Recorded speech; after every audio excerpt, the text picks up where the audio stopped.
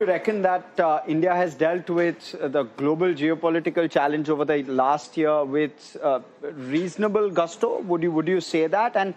And what do you make of the moves with regard to gold and silver, and the entire likely reason for that is de-dollarization? You expect that trend to sustain? The last year, of course, has been extremely challenging on the external front, and I don't know if we're going to be in for less of uncertainty as far as the external situation is concerned in FY27. So, base case, I think we have to assume that some amount of uncertainty will continue. And while, of course, everybody, especially exporters, have been waiting for some trade deal to materialize with the US, we really don't know when it will come through. And I think there is some level of fatigue which is coming in that even if a trade deal does get materialized and get signed, who knows when some policy irks the US, and again some new tariffs get announced, or some other penalties get imposed. So I think there is some amount of fatigue as well which is setting in, and this is something that will have implications for the confidence levels, especially of exporters, and it will have implications for the kind of domestic investment scenario that we can expect over the next year as well.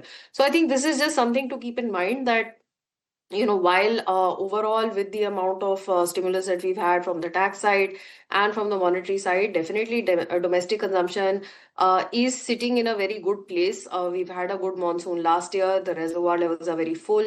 It takes away some of the edginess in terms of what the next monsoon will bring for the rural sector as well. So there are a lot of positives which are in place on the domestic side, and certainly that is expected to be the main driver of growth in the year ahead. But I am still pretty cautious in terms of what the external sector could bring. We've seen in FY26 an 8% growth in the first half of the year, which did benefit quite a lot from this upfronting of shipments to the US. So again, whatever positive there had to be in to be taken away from the current situation, possibly that's already in the numbers, and the pain lies ahead unless that trade deal materializes very soon. And whenever it does, that the US then also sticks to it and doesn't impose any further penalties going ahead.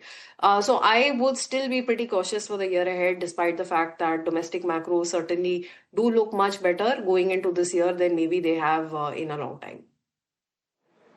Okay, so with that, we'll wrap down this edition of our special coverage of the economic survey. All our panelists, Mr. Rao, Radhika, Aditi, and of course, Swami sir, thank you so much for weighing in on your reading of this survey. With that, we'll wind down this very special edition. Thanks so much for tuning in.